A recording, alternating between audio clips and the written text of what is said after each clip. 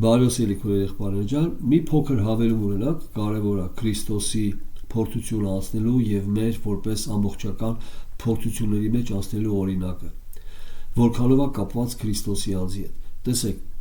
ես կընթերցեմ Եբրայեցիս 4:12 հատվածը խոսում է Աստծո խոսքի մասին, որը քննում է ամբողջ մարդու ներքին էությունը, զգացմունքները, մտքերը, խորհուրդները, ամեն ինչը։ Եվ նրա մոտ բաց է ամեն բան, մարդու էության մեջ ամեն բան բաց է Աստծո աչքերի առաջ։ Եկեք անդրադառնանք եւ անդրադառնում է Քրիստոսին որպես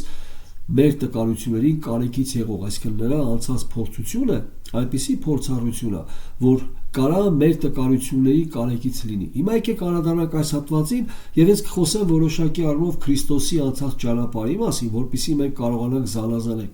որտեվ ձայնագրության մեջ ես շեշտեցի, որ կա երկու սկզբունք։ Քրիստոսը կարող է մեղանչել։ Ոչ, ինչի, որովհետև Քրիստոսի անձի մեջ բնակվում է նաև աստվածային կատարյալ բնությունը, այսինքն նրանք միացված են մարդկային կատարյալ բնության հետ։ Փորձության ժամանակ փորձվում է Քրիստոսի մարդկային բնությունը, որովհետև Աստված չի փորձվում եւ ինքը չի փորձում։ Կարդում եք Հակոբոսի թղթում։ Աստված փորձության չի ենթարկվում։ Դրա համար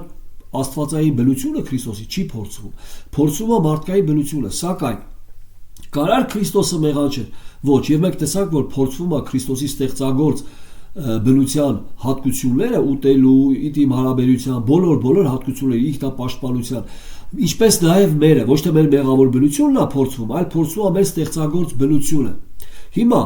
այս առումով այսինքն հատկությունները մեղավոր բնության։ Հիմա այս առումով մենք տեսնում ենք, որ Քրիստոսը կատարելապես անցավ եւ այստեղ է օրինակ, որ մենք հասկանանք, չի կարա Քրիստոսը մեղք գործի,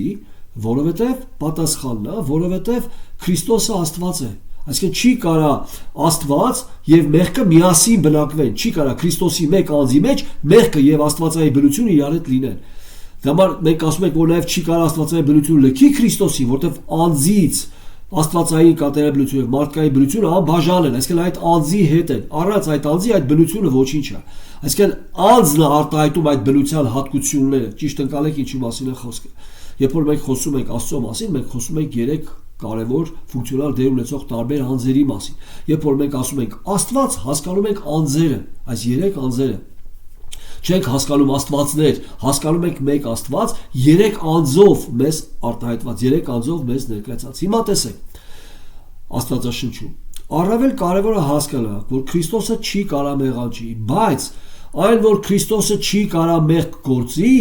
դա չի նշանակում, որ Քրիստոսը որ մեղք չգործեց, որովհետև չէր կարա մեղք գործեր։ Այդ ժամանակ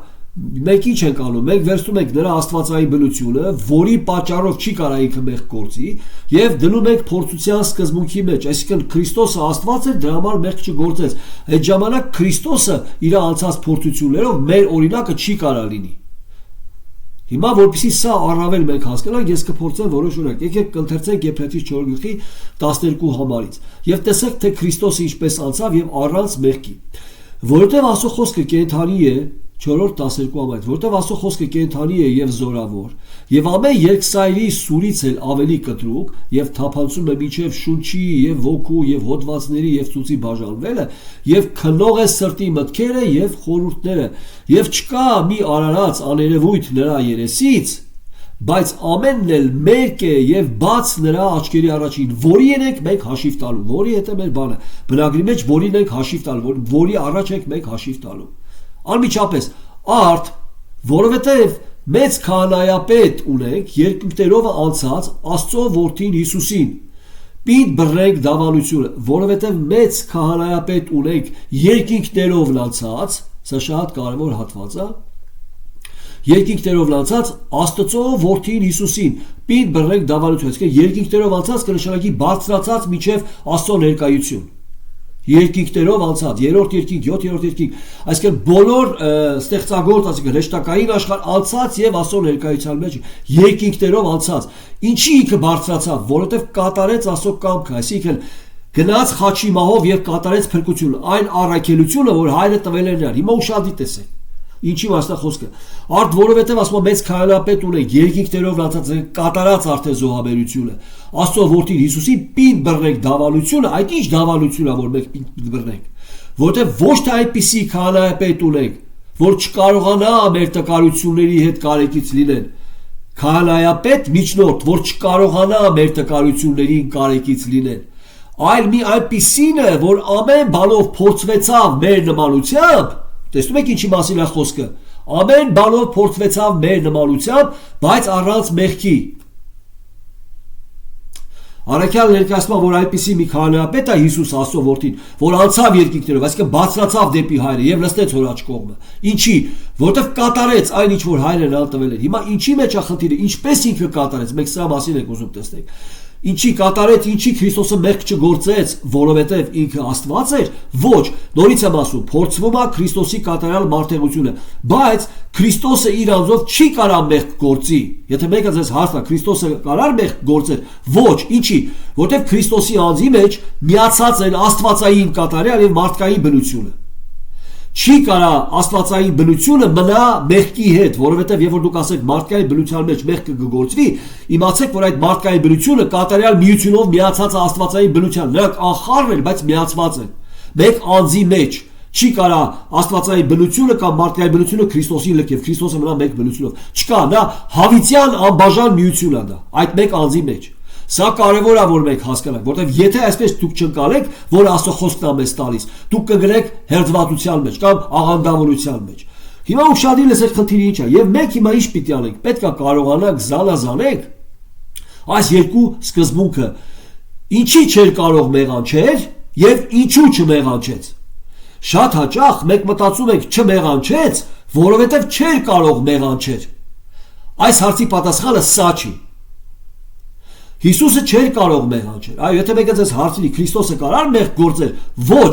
ինչու։ Եվ պարզ է, որտեղ երկու աստվածային կատարյալ բնությունը եւ մարդկային կատարյալ բնությունը մեկ անձի մեջ միացած են։ Չի կարա աստվածային կատարյալ բնության մեջ հայտնվի մեղք, չի լինի այդպես։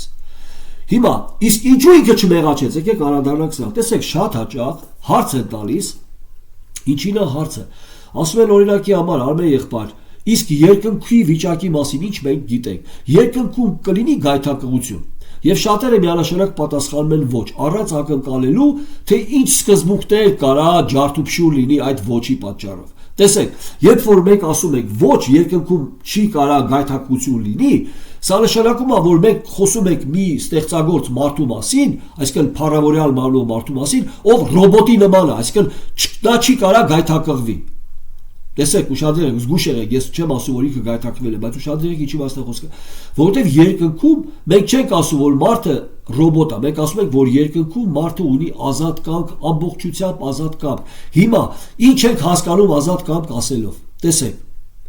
ինչու համար ենք մենք շատ հաճախ դեմ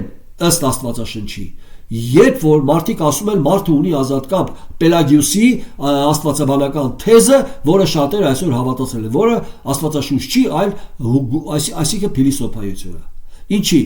մարդը ազատ կամք չունի, ինչի, որովհետև մարդը այսօր մեղքի անկում ապրած մարդը մեղքի գերի է։ Մարդը ունի հակում առավել Աստծուն մերժելու, քան Աստծուն ընդունելու։ Ընդհանրապես չունի հատկություն Աստծուն ընդունելու։ Ինքը միշտ Աստծուն մերժում է, որտեղ մեղքի հակում է, այսինքն ինքը մեղքի գերի է։ Այն ինչ որ ինքը չի ուզում անի, անում է։ Իսկ այն ինչ որ ուզում է անի, չի կարողանում անի։ Դա ասում է Պողոս առաքյալը 7-րդ գլխում։ Տեսեք, Հռոմեացիս 7-րդ գլխում։ Հիմա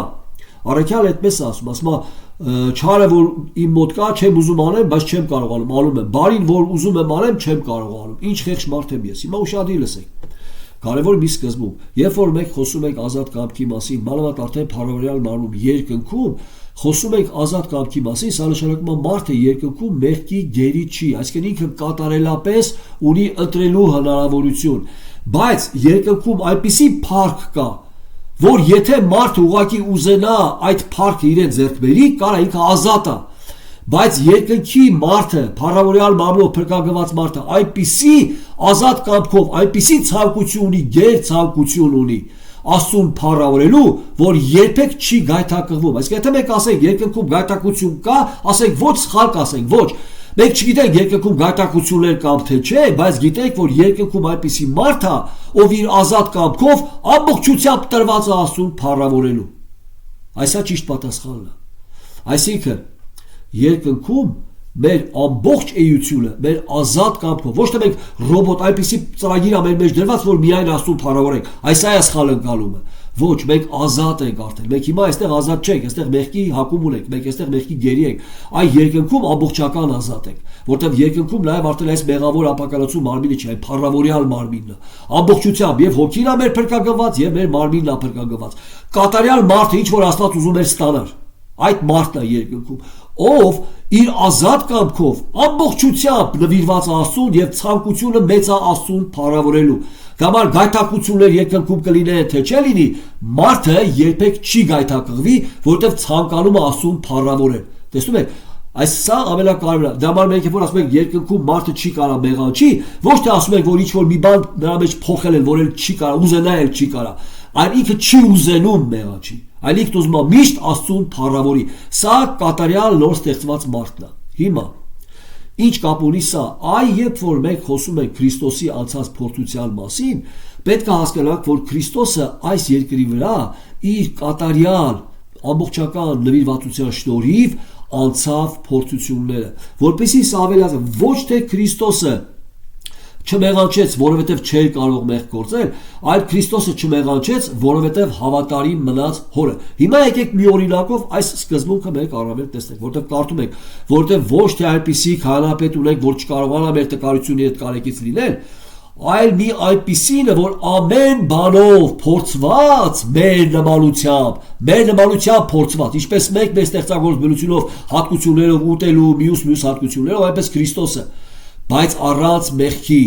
այսինքն Քրիստոսը մեղք չգործեց, որն է պատճառը։ Պատկերացրեք, տեսեք, այսպիսի մի սկզբունք կա, մի քանի տարի առաջ համաշխարհային ռեկորդ սահմանեց մի աղջիկ, ով 150 կիլոմետր մոտավորապես լողաց Կուբայից մինչև Ֆլորիդա։ Բայց ինչպես ինքը սկսեց, ինքը առնվազն 10 տարի սկսեց պարապել, որպեսզի լողա։ Սկզբում ինքը սկսեց պարապել իր շնչառության վրա, հետո սկսեց լողալ 2 կիլոմետր, հետո լողաց 3 կիլոմետր եւ տարիների ընթացքում հասավ մինչեւ 7 կիլոմետրի։ 7 կիլոմետրից հետո ինքը սկսեց փորձել 10 կիլոմետր։ Եվ սա տեսեք, 10 տարի ինքը մոտավորապես 15 տարի կարելի ասել ինքը պարապեց, որպեսզի կարողանա լողա։ Բայց ինքը իր առաջ ունի 150 կիլոմետր, որ պետք է լողանա։ Եկեք սա շատ ուշադիր լսենք։ Այս սա իրականությունն է։ Եվ այս աղջիկը լողաց եւ մոտավորապես 12 տարի արդեն շարունակ ինքը անցավ առնվազն 70 կիլոմետր։ Բայց 70 կիլոմետր անցնելու ժամանակ ինքը իր մարմինվա բաները զգաց, որ միջև այդ չէր զգացել։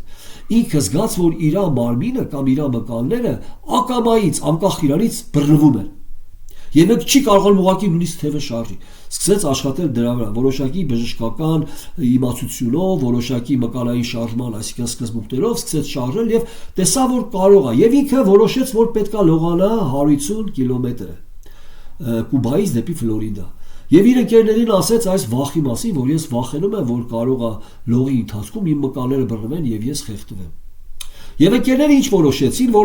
որ մի փոքրիկ լոդկայով 2 մետր հեռավորությունից իր հետևից կգնան ընկերները։ Այսինքն ինքը կլողա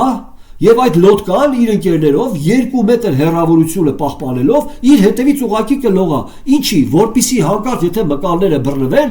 չխեղդվի այդ աղջիկը։ Անմիջապես աղջիկը ձեռը գցի լոդկայից եւ չխեղդվի։ Հիմա,